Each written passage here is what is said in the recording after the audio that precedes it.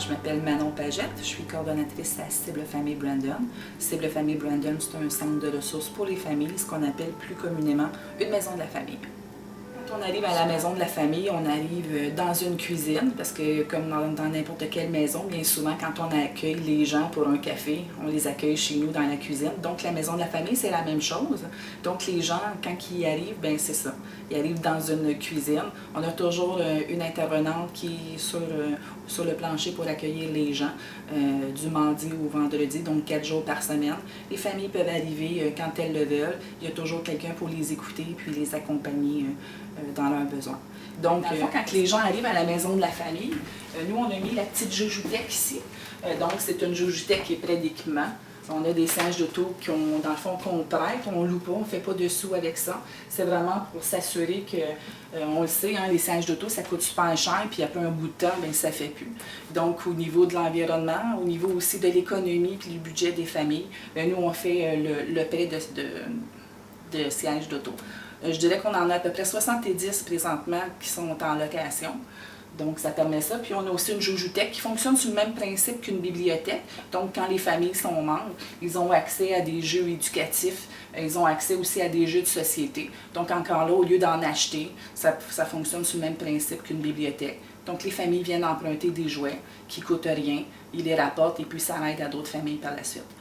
Fait qu'on a mis la joujouthèque à l'entrée parce que des fois, les familles viennent puis ils ne savent pas trop. Donc, ça coûte cher, là.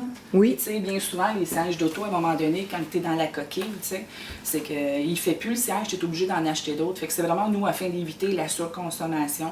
Fait que, puis toutes les filles ici sont formées aussi par le réseau CAA. Donc, ils font la vérification de sièges d'auto aussi. Ils font...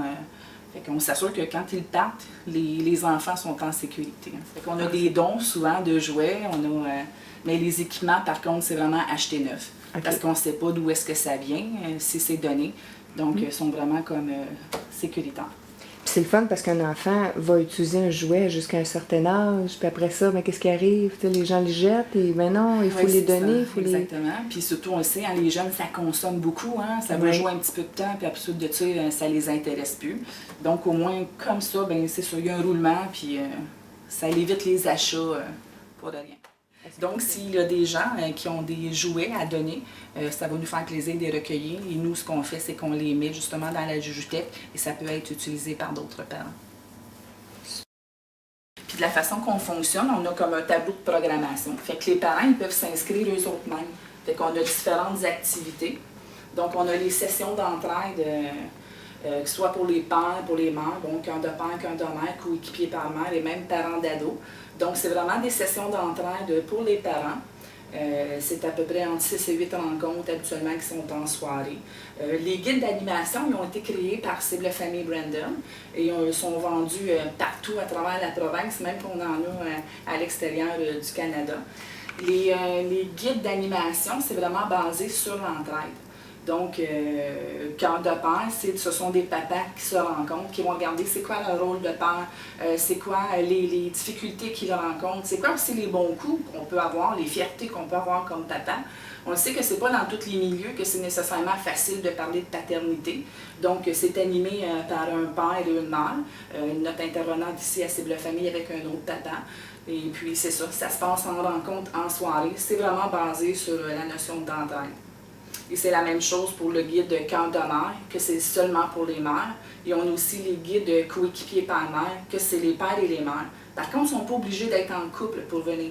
En autant qu'on ait le même nombre de pères et de mères, pour que ça soit une dynamique intéressante, c'est ça. On fonctionne comme ça. Puis on a aussi la session parents d'ados, une traversée, parce qu'on sait que quand les enfants deviennent ados, c'est pas nécessairement facile. Donc, on invite les parents avant que ça aille trop mal, comme on pourrait dire. C'est de la mise en commun aussi. C'est quoi nos valeurs? C'est quoi les règles qu'on peut mettre avec des ados? C'est pas aussi facile que quand ils sont petits. Donc, c'est 8 rencontres aussi en soirée. Fait que ça, c'est nos sessions d'entraide. Mais on a autant des ateliers de stimulation pour les petits 1 à 2 ans. On apprend à maman comment faire des purées pour bébé. On a de la haltérothérapie une journée par semaine pour permettre aux parents de prendre un petit recul, faire ce qu'il y a à faire. C'était une éducatrice en garderie qui fait la halte. On a autant des vidéos de discussion, on a des stagiaires aussi, fait que ça c'est le projet d'une des stagiaires qu'on a ici en éducation spécialisée. Fait qu'elle a décidé de monter une série de vidéos de discussion avec les parents. Formation de gardien averti pour les 11 ans et plus. Des activités pour les 6-8 et les 9-12 durant les journées pédagogiques entre autres ou le vendredi soir. Donc aussi, au niveau de la maison de la famille, quand les parents ils viennent dans la cuisine, ils ont accès à une bibliothèque. Donc, c'est des livres qu'on prête. C'est surtout du matériel éducatif en lien avec la famille. On a aussi un petit présentoir pour les ressources. Donc, c'est facile. Des fois, au lieu de demander, des fois, les parents sont gênés.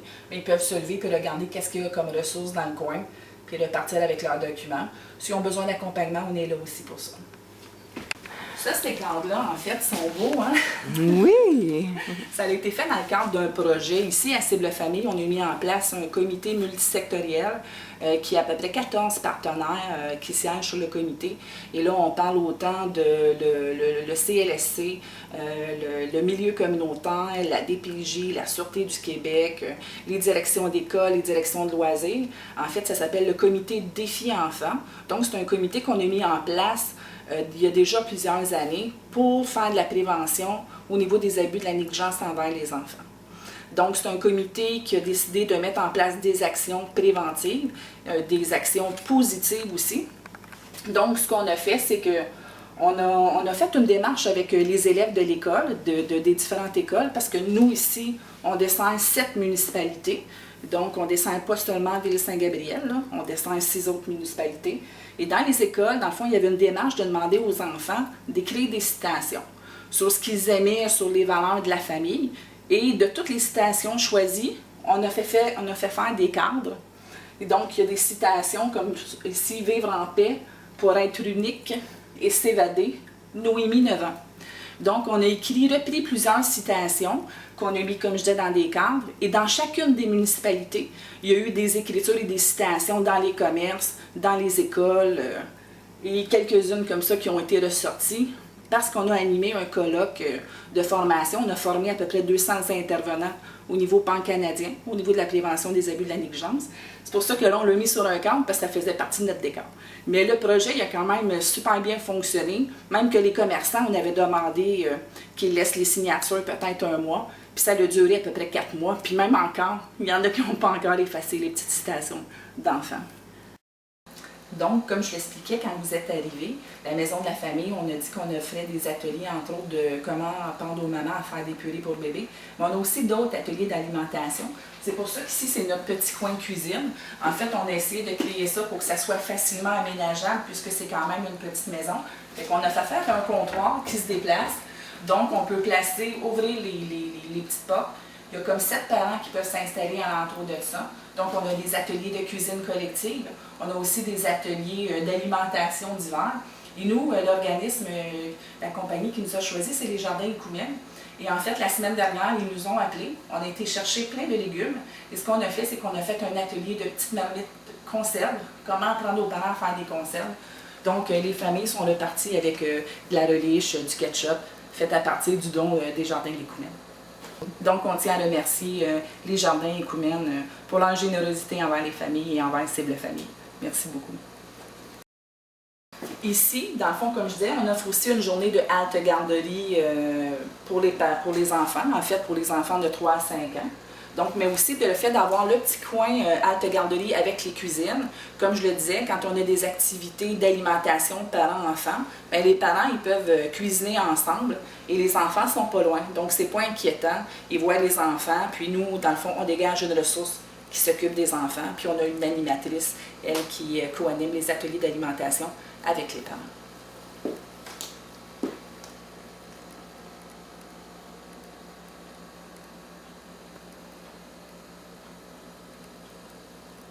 Le projet qu'on voit à l'extérieur, c'est un autre projet d'action communautaire qui a aussi été réalisé dans le comité Défi Enfants. En fait, l'objectif, c'est que chaque milieu a pris un morceau de la mosaïque et c'était en fonction de lui, de sa mission, de déterminer qu'est-ce qu'il faisait pour les familles. C'est pour ça que notre thème en haut, vous verrez tantôt, c'est soutenir les parents, c'est les aider à prendre soin des enfants. Donc, chacun a colorié à sa façon son bout de mosaïque et il ne le savait pas. Mais l'idée, c'était de faire une tortue. Donc, la tortue, c'est le symbole du comité de défi enfants parce que ça représente pour nous le pas à pas. C'est ce qu'on appelle notre salle passe-partout. Donc, c'est la salle, la plus grande salle de la maison de la famille. Fait qu'autant s'il y a des rencontres au niveau des partenaires, ça se fait ici. Mais tout ce qui est, mettons, les ateliers de massage pour bébé. Donc, on a un grand garde-robe, ce qu'on appelle notre garde-robe passe-partout. Fait que dedans, on a nos chaises, on a les matelas pour donner les ateliers, comme je disais, de massage pour bébé, les petites chaises d'appoint si on fait des ateliers de yoga. Donc, c'est ça, c'est notre petite salle passe-partout. On rentre le stock, on sort le stock, on rentre le stock, on sort le stock. Mais c'est ça, ça nous permet d'être accessible et d'avoir le plus de matériel possible pour animer nos activités. Au niveau de la récupération et de la réutilisation, nous aussi, au niveau de la maison de la famille, c'est sûr que tout ce qui est jouets, ils sont réutilisés. On a un service de Joujoutech et on a de la halte garderie qui se fait à la maison de la famille. Donc, on a des dons occasionnellement. Donc, nous, ce qu'on fait, c'est que si les jouets, on voit que ce sont des jouets en demande, on les met à la Joujoutech, donc ça ne coûte rien aux parents. L'idée, c'est vraiment de réduire la surconsommation. On le sait, les enfants, ils jouent peu de temps, bien souvent, avec les jouets. Donc, au lieu d'acheter et d'acheter, on invite les familles à aller dans les Joujoutech, dans les maisons de la famille, mais aussi des Joujoutech de quartier qui existent un peu partout. Donc, ça permet aux enfants aussi de faire changer le jeu et ça permet aussi aux parents de sauver des sous et ça permet aussi à la planète de réduire tous les déchets qui se retrouvent partout. Au niveau de la maison de la famille, le bénévolat a quand même une place importante parce que c'est ça, on a environ 75 bénévoles qui s'impliquent annuellement. De ces 75 bénévoles-là, on a au moins une quinzaine à une vingtaine d'adolescents qui, d'année en année, s'impliquent de plus en plus et dans différentes activités aussi. Nous aussi, on a 3 comités bénévoles. C'est sûr qu'on a le conseil d'administration. Ce sont des parents bénévoles qui ont décidé de s'impliquer pour le mieux-être des familles. On a aussi un comité de père, donc c'est 7 papas bénévoles qui s'impliquent annuellement à organiser des activités père-enfant. Ils ont à eux seuls leur propre programmation. On a aussi un comité qui s'appelle les Merveilleuses. Les Merveilleuses, ce sont des marraines d'allaitement. Ce sont des mères qui ont déjà allaité, qui ont décidé bénévolement de s'impliquer auprès des autres mères qui auraient des besoins. On a aussi un 3e comité qui s'appelle le comité parents impliqués.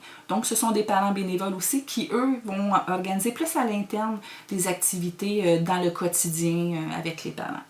Donc, j'invite toutes les personnes qui sont intéressées à s'impliquer bénévolement à le faire, que ce soit auprès de la maison de la famille ou auprès de d'autres organismes. Le milieu communautaire a besoin de vous. Sans vous, on existerait petit. Donc, c'est avec l'implication de chacun qu'on peut faire des grandes choses. Puis, merci beaucoup à toutes les personnes qui s'impliquent bénévolement à Cible Family Brandon.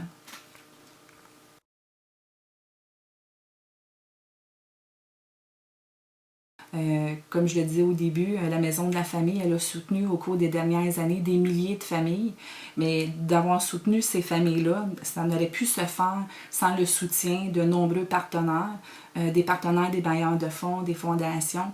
Un gros merci aussi on a environ 75 bénévoles qui s'impliquent annuellement à la Maison de la Famille. Ils font toute la différence, avec une équipe aussi très dynamique et engagée. Ça paraît au niveau du soutien, les parents nous le disent. Merci à tous aussi les partenaires financiers, les familles qui nous donnent aussi des sous. J'ai une petite madame qui passe ici à peu près 2 fois par année. Je ne connais pas son nom. C'est une dame d'un certain âge. Elle nous met toujours dans une petite enveloppe des sous pour soutenir les familles. Donc, merci beaucoup. Puis merci aux enfants aussi d'être ce qu'ils sont.